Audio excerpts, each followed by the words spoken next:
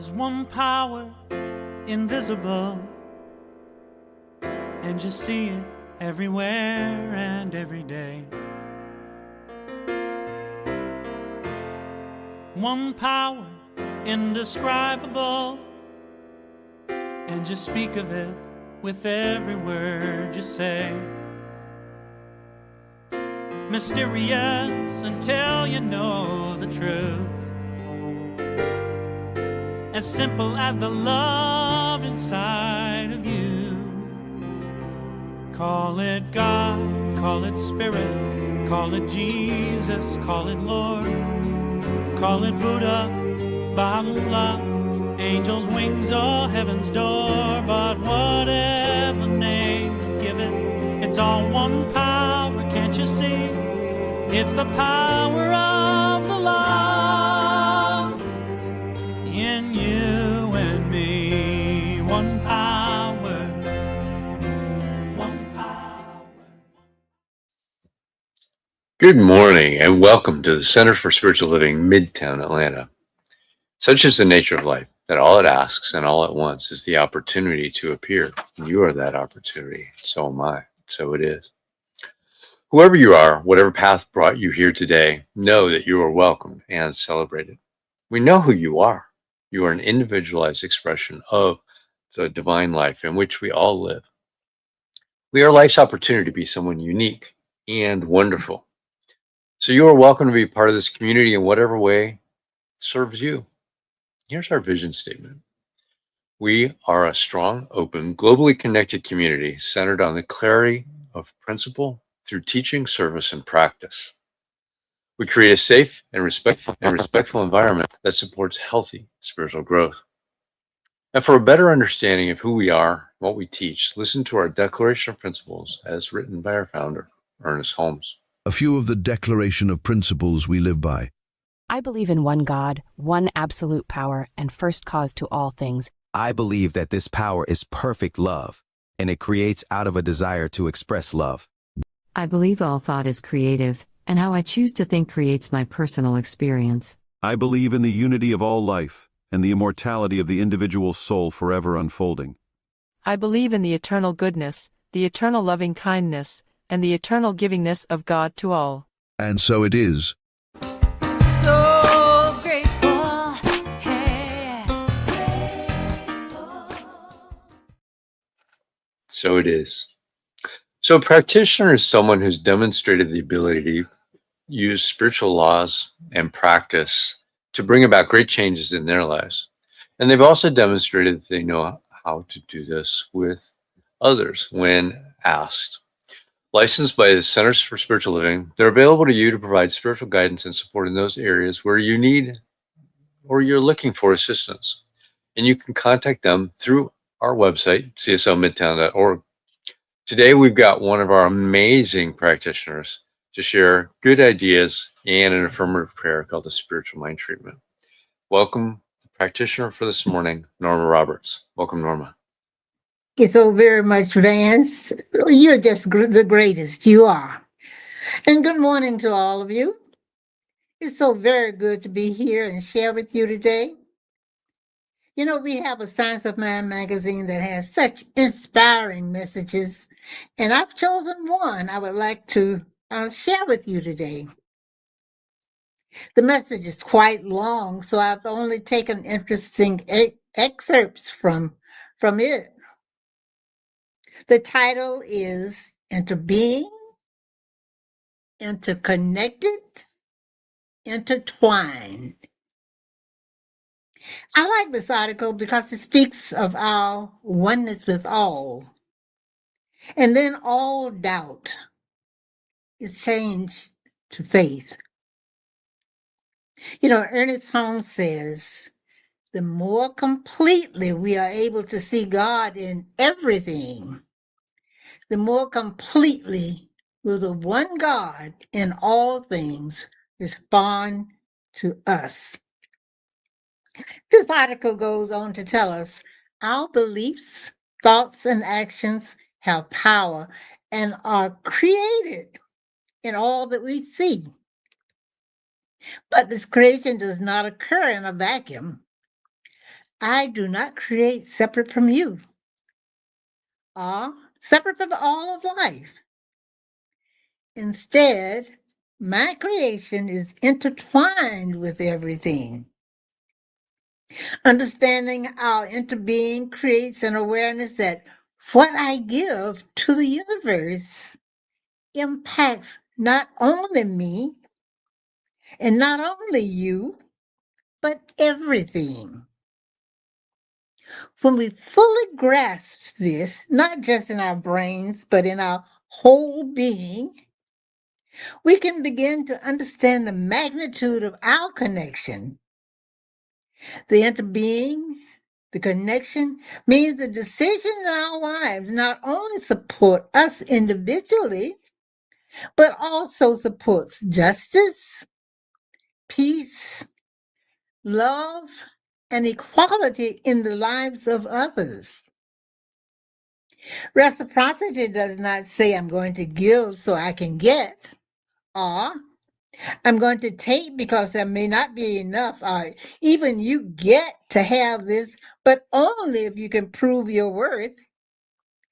Instead, this principle of reciprocity says when we all bring what we have to the table, everyone will be fed. So now I invite you to join me in treatment, after which we will have reflection music. So I ask you just to relax, close your eyes if you like, and just accept for yourself any part that resonates with you. And know that as I speak in the first person, I speak as you. So join me now in knowing there is but one life, love, peace, one source. That source is God. That source is the intelligence I am right now. Therefore, I know. Awareness am I. Awareness is the I am that I am. I am the awareness of perfect God as perfect expression. I am the expression of perfect health where there appears to be illness. I am the awareness of perfect harmony where there appears to be conflict or disorder. I am the awareness of infinite and abundant prosperity where there appears to be lack or limitation of any nature. I am guided, guarded, sustained, and maintained by the perfection of my source. Awareness am I. Perfect peace am I. Total and complete manifestation of abundant good am I. Anything in me that may have caused me to believe I was separated from my source or from my good is totally uprooted, eradicated, dissolved, vanished, gone forever. It is no longer a function of my experience. Therefore, with great thanksgiving, I now enjoy freedom in every area of my life because I have the consciousness of dominion. Nothing is impossible for me to accomplish because I am the knower and the doer of the divine thing itself. My awareness is my faith, and I affirm that God is my indwelling presence. God is all, therefore, everything in my life is good. And so it is. And now we have reflection music.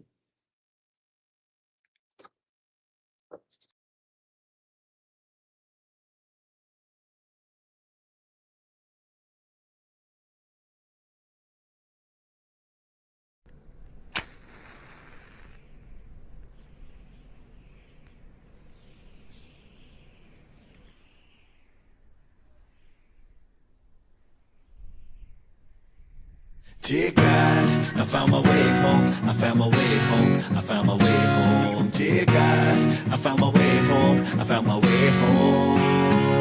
Dear God, growing up I always prayed. Said your name probably over 100 times a day. Never met you, couldn't see you, but had a lot of faith. Thank mom and dad for introducing us at a young age. As I grew a little older though, so did my mind. Curiosity turned to skepticism in due time. Began questioning all the rituals and little rhymes from the sacred books. They said you wrote each and every line. How could you? But they said you did, so you must have. Wasn't 100% sure, but in them I trusted. So I bowed, kneeled, sat in silence, and even read. Went to the temple and prayed every night before bed. Looking back now, I'm not really sure what prayer meant. I guess closing my eyes and doing what other people said, and asking for things like any other kid. Interest in the relationship that you and I had, hold my hand, so I don't walk alone. Call me name, don't know where to go. I found my way, I found my way, I found my way home. And now I'm yours, okay. By the time I got to college, God, I prayed much less, except for before eating. Understandable, I guess. See, I wasn't clear from the start as to who you really were. Then I saw and heard so much fear, it all became a blur. I thought religion was supposed to be pure and not bad. And when I saw people use your name in vain, it made me sad. And that was just the start. Even worse was segregation. Temple, mosques, church, synagogues, and different congregations. They all spoke your gospel, even posted up your paintings. But behind your name, in the dark, they murdered and defamed. Instead of love, God, intolerance and greed has pervaded. Hollow in the marketing, but shallow in the faith. I was jaded, God, didn't really understand the reason how all your children in your name could dare commit treason. So I kept my distance and just prayed that one day you'd bring it all together in my heart and just explain. Hold my hand,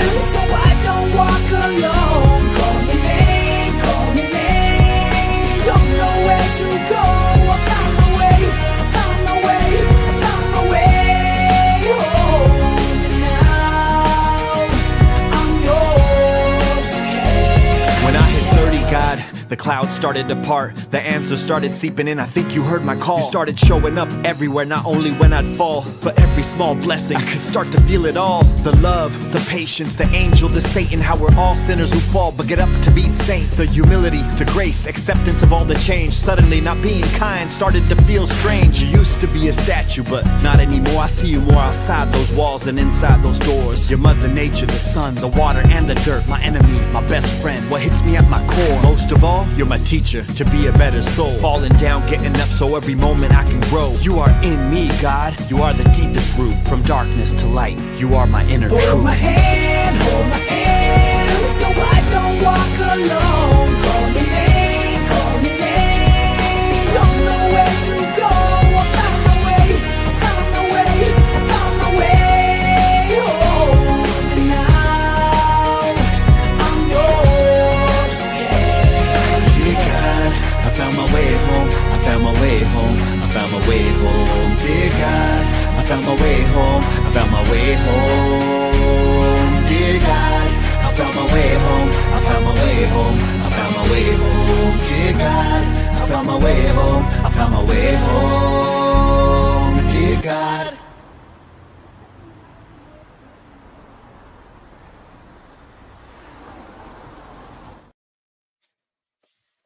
All right.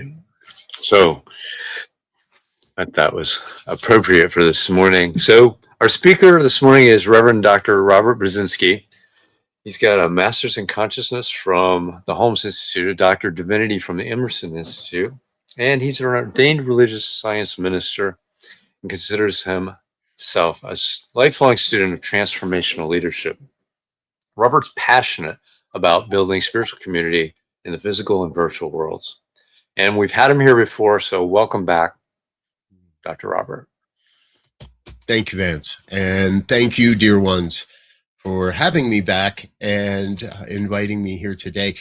This is such a rich topic, and I am so excited to explore this with you today.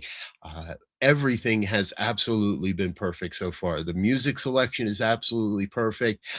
Norma, your prayer, absolutely perfect for what we're doing today. And it leads me into where I want to jump into this topic. We're talking about doubt, right? The title of the talk is The Silence We Agreed to Keep, What We Don't Say in Church. And the theme about all of this is our doubt. Now, I'm just a couple months shy of the very first time I walked into a Science of Mind church. And yes, we were called churches back then.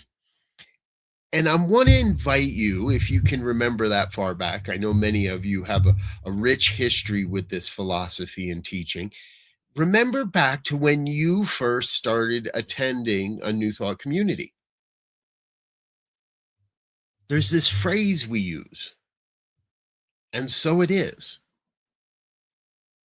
And when I first walked into a community, I heard this, and I imagine this is true for so many. My mind was like, what? I don't, what are you talking about here? And so it is. I don't get this. And if you don't jump into classes right away, and a lot of people don't, and that's fine, it takes a little while for our human conditioning to go beyond what we've always been taught. Like many, I was taught that prayer ended with a simple phrase, amen. I'd never heard this "and so it is" thing, and it made me start to doubt. What? Who are these people? Why don't they end their prayer with amen? And it took a little while to come to a deeper understanding that the affirmation of "and so it is" part of breaking down the old conditioning and allowing us to open up to something new. With just under 25 years since that experience, I've gotten to see a lot of communities and a lot of people that sit in the pews or the chairs and sort of believe what we say and sort of believe what we teach. But they might also have a whole lot of evidence that this stuff doesn't work for them. And they're going through the motions because, well, they like the people. They like potluck on Sundays. They like the community that we create, but secretly don't really believe what we say we believe. Most dangerous thing I have seen in a spiritual community isn't heresy. It's the performance of certainty by people who stopped believing years ago and just never told anyone. For many months now, I've been talking a lot about our ability to perform. And that really what New Thought teaches is that we must be the presence over the performance. We need to be the presence of the divine here on planet Earth over the performance of it.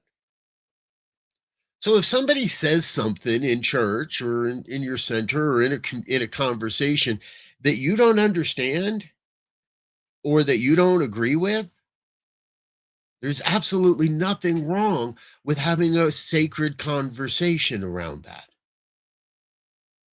It's in the silence where communities come to die.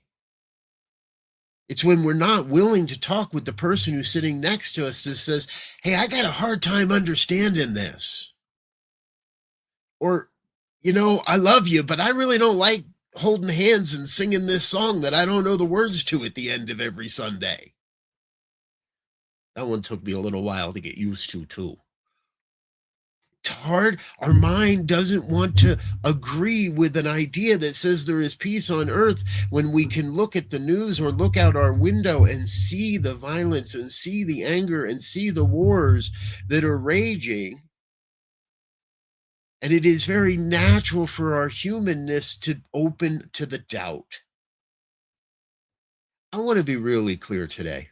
I've got a couple examples I want to share with you.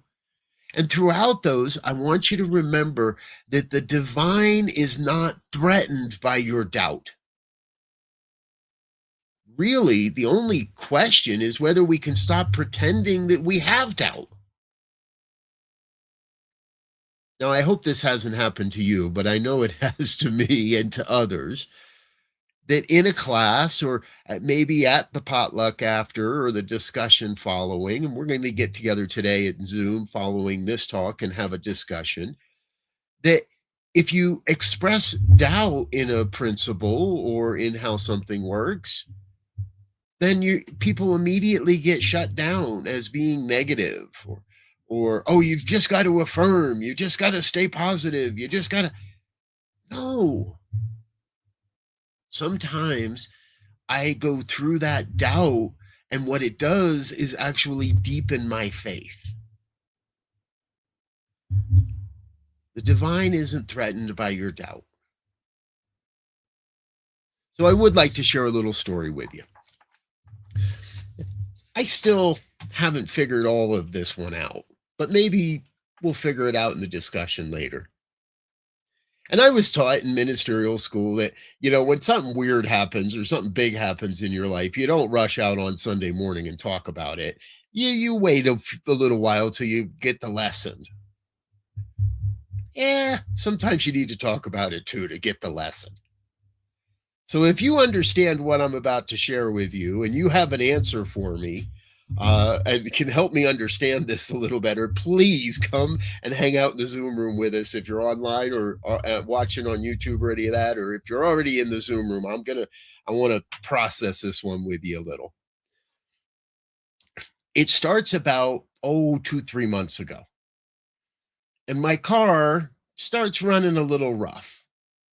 When I turn it on, it kind of doesn't want to get all the power it should right away.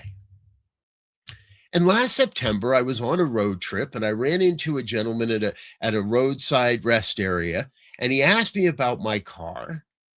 And I said, yeah, I love it. He said, yep, that's the best engine.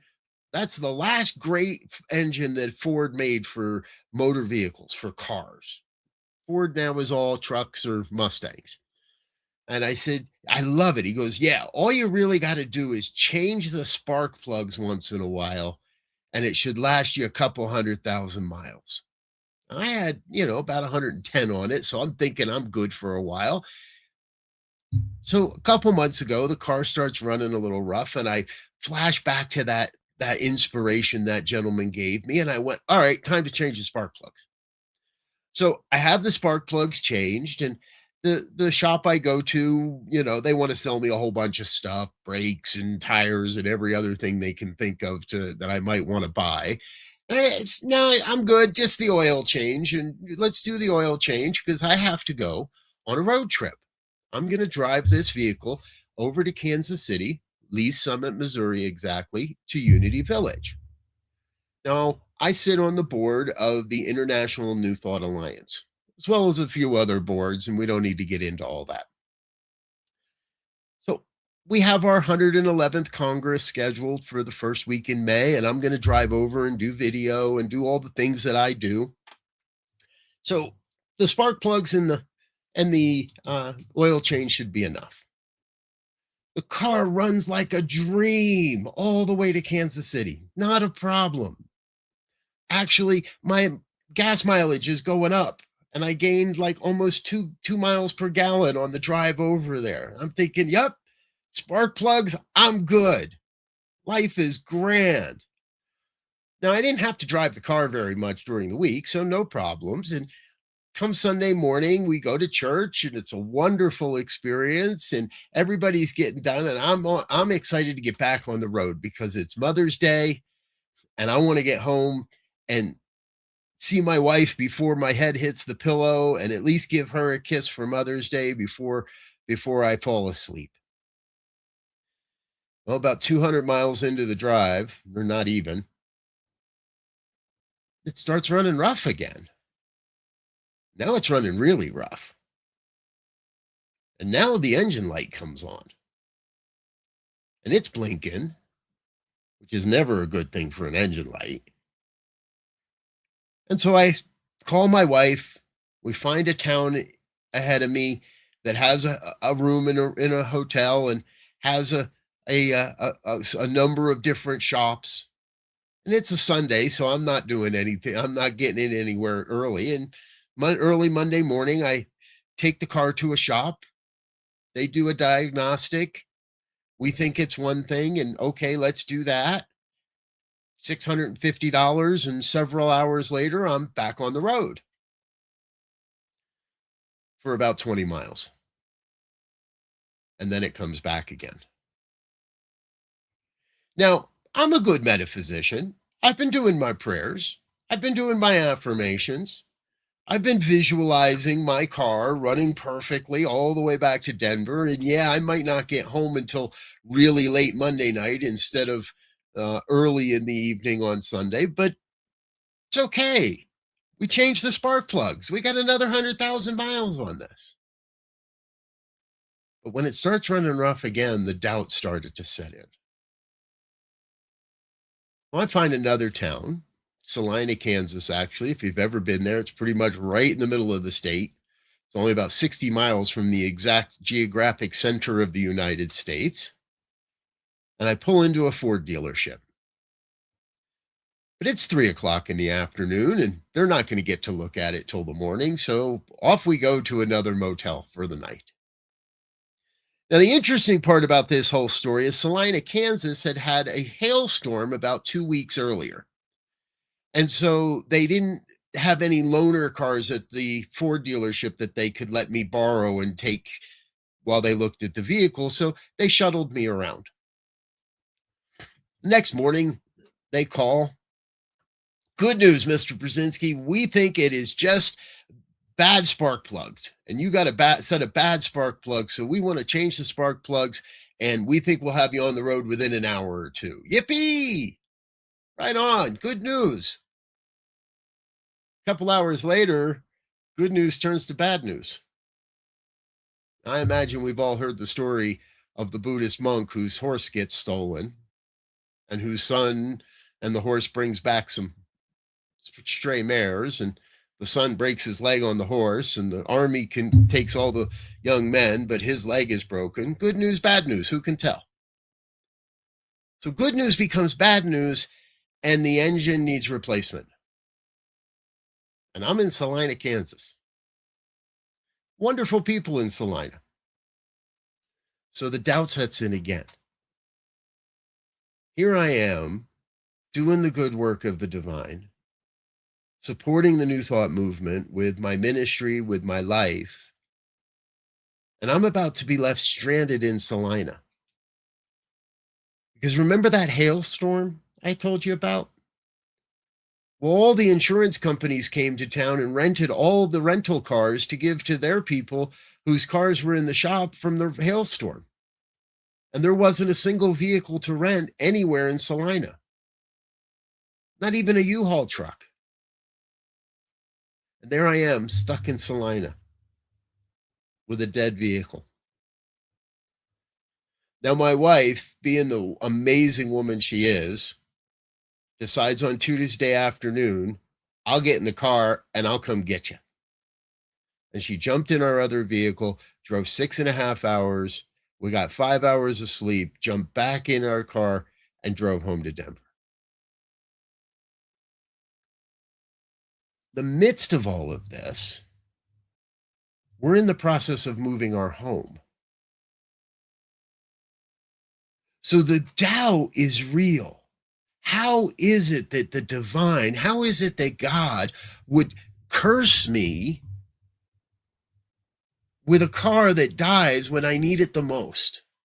Would put me 3 days behind schedule when I need it when I need this time the most? But remember, the divine is not threatened by our doubt. Because what our doubt does is it strengthens my faith. There's a Geico commercial from about 10 years ago or so. A group of elderly women are sitting around talking, and one of them says something about posting a picture on her wall. And the camera cuts over to the physical wall in her home with all kinds of pictures and things posted on it. And her two friends are like, that's not how it works. That's not how any of this works. And I remember that commercial so well, because whenever I begin to doubt, I am reminded that the doubt is reaffirming the truth. The doubt is not how it works, but the doubt points us to how it works. The Science of Mind, Ernest Holmes wrote that to deny the truth in our hour of need is the supreme time to do this work. When things look the darkest, when our mind is saying, why me, God? That is the supreme time to do this work. And not as performance, but as presence. Now I can tell you, sitting in Salina, Kansas, there were more than a couple times I was not exactly happy. The rental car agencies would take a reservation online and then call you 20 minutes later and say, I'm sorry, I don't have a car. So why'd you take my reservation? The people would try to help, and it would turn out horribly.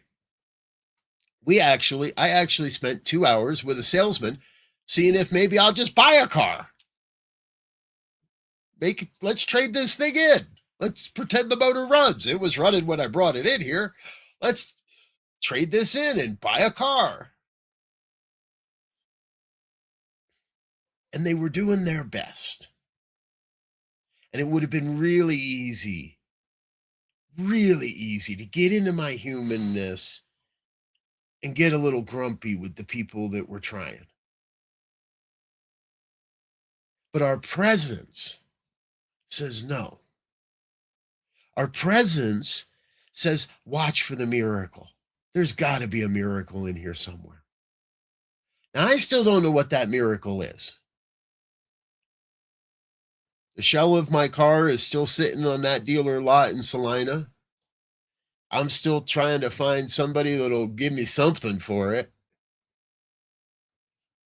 And I'm down a car while we're looking for a new home as we're getting ready to move. It's really easy to get into that place that says, this ain't working.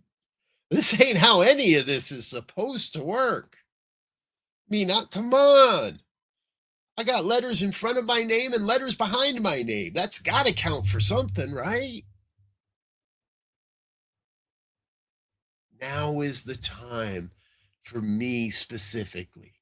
And if you can relate to any of this in any way, then I know there's some story in your life, or there's about to be, where you might want to say, why me, God? And here's the why. Because who you are matters. And how you show up makes a difference. And when you walk into the supermarket and remember that people wear name tags so that you can praise who they are and use their name, not just remember who to complain about at the counter. When you take the time to learn a little more about the people around you. There was a wonderful woman who needed to get her car detailed and was having it done at the dealership there. And rather than get a shuttle or an Uber home and back and forth, she had brought her crafting stuff. And she was sitting at this high table and had spread out her crafting stuff and was doing some crafting. And we had an amazing conversation. We may never talk again. But in that moment, in that time, she asked me what I did. Well, that's a great question. And we got to talk a little bit about New Thought. And we got to talk a little bit about faith. And we got to, and she actually said to me, if I was you, I'd be PO'd right now. You know, I am a little bit, yeah. But my faith is bigger than my doubt. The doubt is real. Pretending it isn't is the silence that kills communities. But the faith, it's okay. God's got my back in this. I thought it would be easy, and I just rent a car and drive home. I didn't really think that my wife would have to drive 6.5 hours to come pick me up and save me. But God's got my back in this. And as I began to reach out to some friends and colleagues for prayer, which is what we do, right? When we have faith, we don't think we have to go it alone. We don't think that just my prayer and I need to keep this quiet from everybody else, and I can't let anybody know that I'm in trouble. I'm having a hard time here today. And so as I reached out to friends and family for prayer and support, one of the organizations that I serve, the affiliated New Thought Network, the board has a discretionary fund. And the board got together behind my back. I'm on that board, by the way. They got together behind my back and voted to send me just about everything that I had spent during this experience. Pretty much covered everything. They didn't know exactly what the number was. I didn't know exactly what the number was going to be. But they dipped into that discretionary fund and said, we got your back.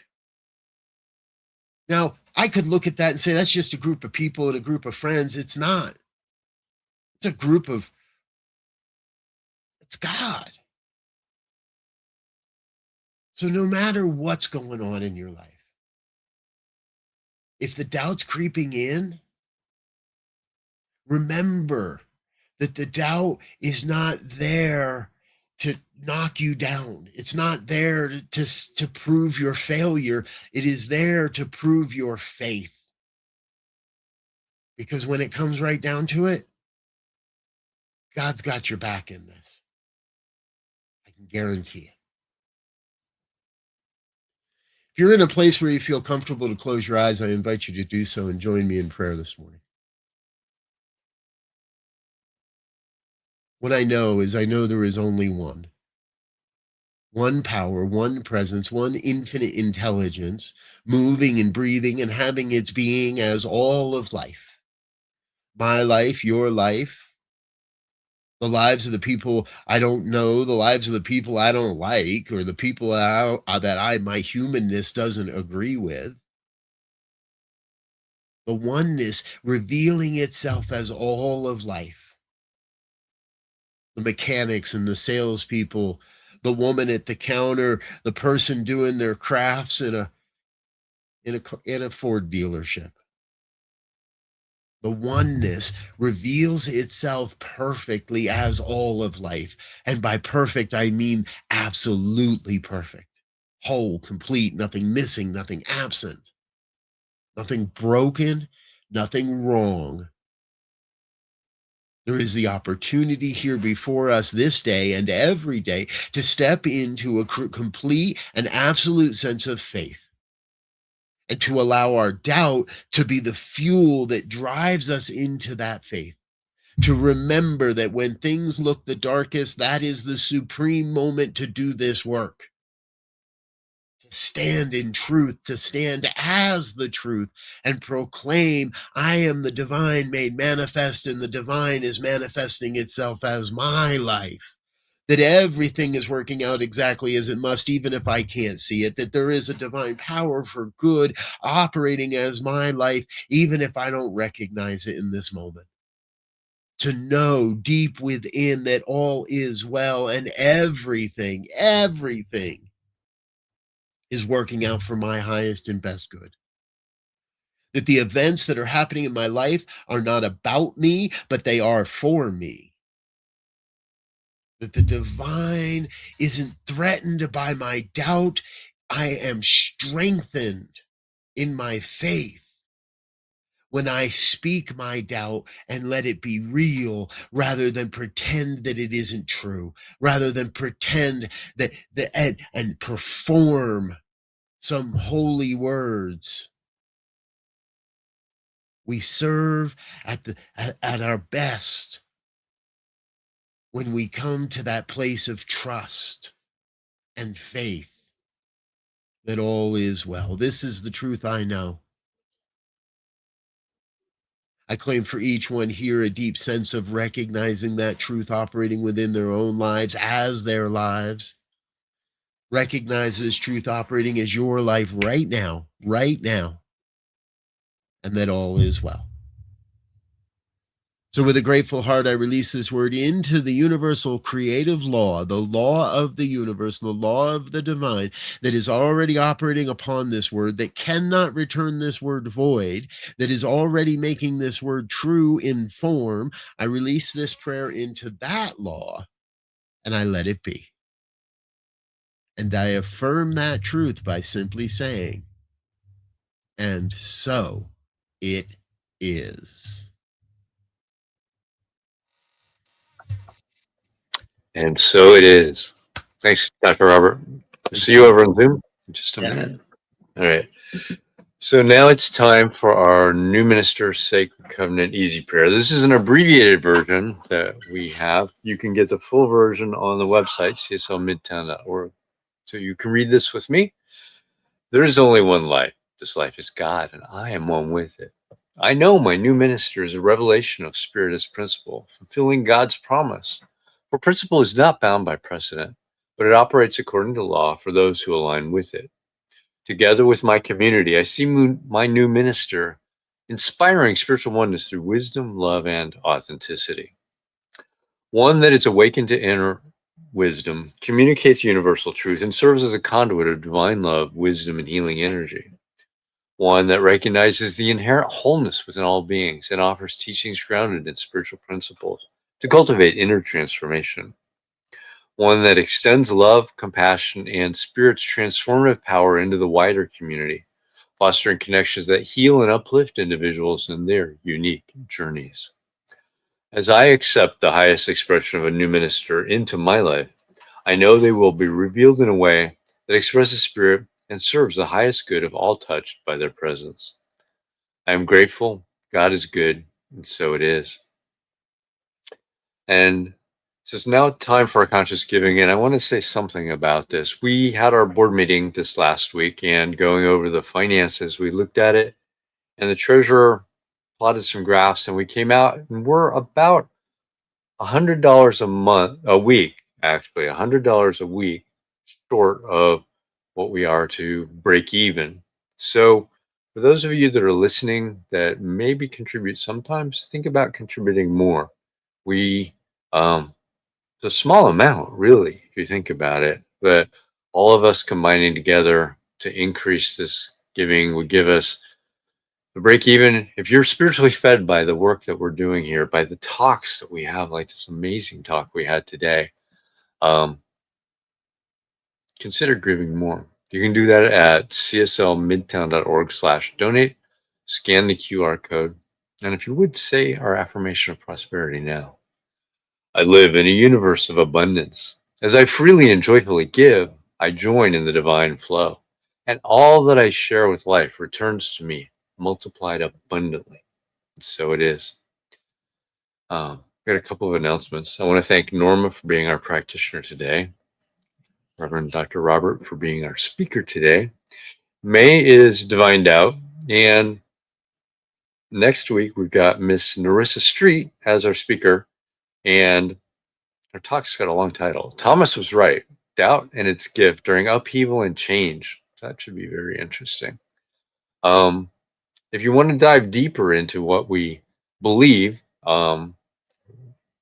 Robert had talked about classes during his talk, and one of those things is just doing this. So with our adult study group that meets at 10 a.m. on Sunday mornings before the service, you can join them on Zoom. You can get there by going to our website, cslmidtown.org. Scroll down, click the Zoom link. There's a passcode to get in, and you can join them for that discussion. They're going through the Science of Mind textbook, but you don't have to have read this week's section to join in the discussion. So that's available to anyone that would like to dive a little bit deeper into what Centers for Spiritual Living teaches and does and understands. So now, let's say our affirmation of life. I leave this place now, knowing something better than I knew before. I go forth into the world with a heart full of love and a mind full of good sense. I look at the world in a greater way, knowing that I have within me everything I need to create the life I desire. I give thanks for this understanding, and I am grateful for the spirit of life that lives through me. And so it is. Have a great week, everybody.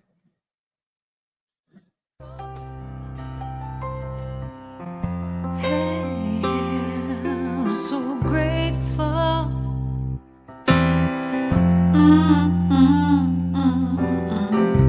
I'm so grateful. I'm so grateful. I'm so grateful for all that I have. I'm so grateful. I'm so grateful. I'm so grateful for all that I have. Hey! Oh yeah. Grateful. I just say I am so grateful every day for all I have. Every day. I'm so grateful. I'm so grateful. I'm so grateful for all I have. Every day I say it. Grateful. How I'm grateful. Every day. Oh yeah. I am so grateful. Oh yeah. I'm so grateful. 'Cause I accept and I receive. I am so grateful. Oh yes, I am. I am. I am.